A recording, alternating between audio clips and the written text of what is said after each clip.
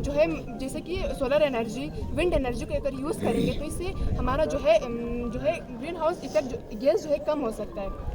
और दूसरा जो है इनका मतलब जो कार्स चलती हैं इनकी जगह हम मतलब सरकार को इसे स्ट्रिक्ट लॉ बनाने चाहिए जो मतलब इनकी जगह इलेक्ट्रिक कार्स लाई जाए, तो इससे भी हमारा जो है ग्रीन हाउस गैसेज जो है मिनिमाइज हो सकते हैं।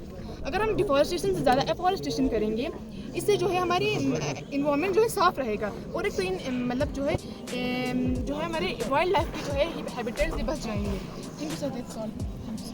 बेटा आपने एक चीज़ बताया, जो वाइल्ड एनिमल है यहाँ के लोगों के लिए बहुत खतरा बन गया है, लेकिन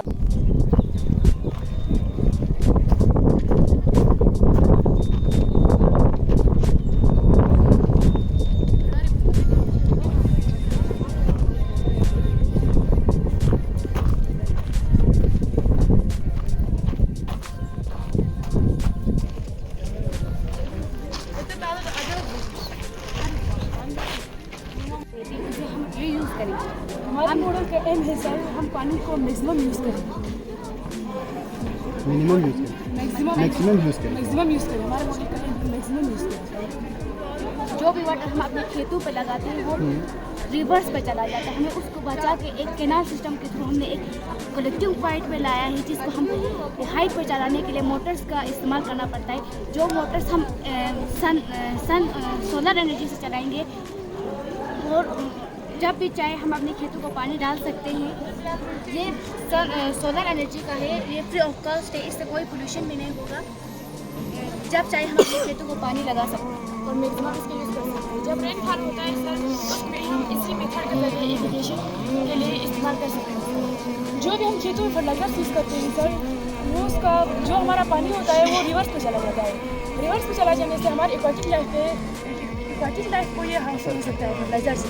तो फिर इसलिए हम इसको फर्टिलाइजर्स को एग्रीकल्चर तक सीमित नहीं रहे, इसके लिए भी ये मेथड इस्तेमाल सर, ये कॉस्ट इफेक्टिव है और इसमें वन टाइम इन्वेस्टमेंट होता है।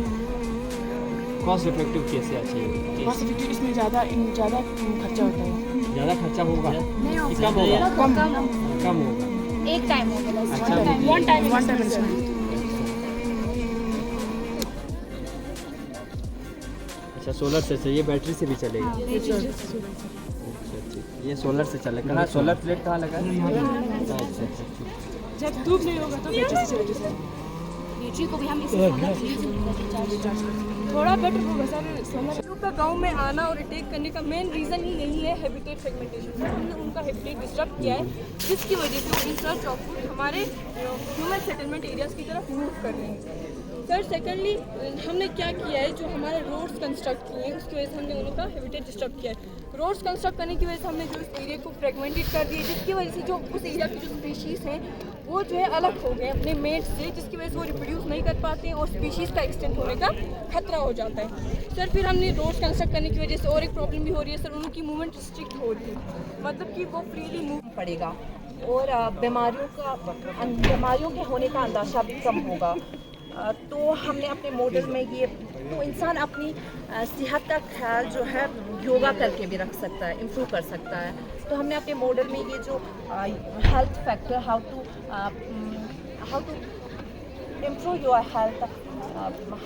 सर अभी हमारे द्रास में ब्राउन बेयर ज़्यादा आता है, सो ये हमारे एनिमल्स को, डोमेस्टिक एनिमल्स को ज़्यादा नुकसान पहुंचाता है।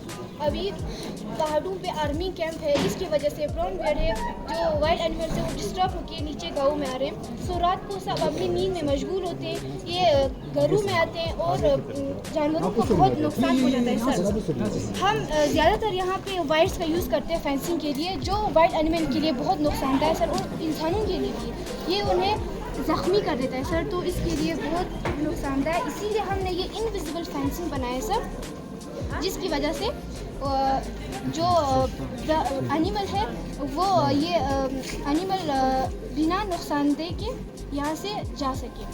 सर बेसिकली हमारा जो प्रोजेक्ट है वो काम ऐसे करता है, जैसे ब्राउन बियर वो आएगा, ये बजर स्टार्ट होगा सर, जैसे ही बजर स्टार्ट होगा उसकी वजह से ये एनिमल या तो डर के भाग जाएगा, नहीं तो जो अंदर घर वाले सो रहे हैं उन्हें पता चले कि बाहर कोई आया है और वो इसे आके भगाएंगे, जिससे इसको नुकसान भी नहीं होगा सर, और ये इन्वायरमेंट फ्रेंडली भी है और ये बहुत कम कॉस्ट में बना है सर। और हमने इसमें मेन चीज़ यूज़ किए लेज़र लाइट का, NVR का, आर्डिनो यूएनओ बोर्ड का इस्तेमाल किया है सर। और हम इसमें कोडिंग करने के लिए आर्टिफिशियल इंटेलिजेंस का यूज़ किया है। ChatGPT के थ्रू से हमने यहाँ पे कोडिंग किया है सर। अच्छा, कहाँ कोडिंग भी की? सिटी के लिए इलेक्ट्रिक कार रखी हुई है, इंस्टॉल की हुई है अपने इस प्रोजेक्ट में। इलेक्ट्रिक कार का ये फ़ायदा है, सबसे पहले तो ये पोल्यूशन फ्री है, ये इतना पोल्यूशन नहीं करता as compare to normal car. उसका बहुत ज़्यादा हमारे इन्वायरमेंट में इफेक्ट पड़ता है।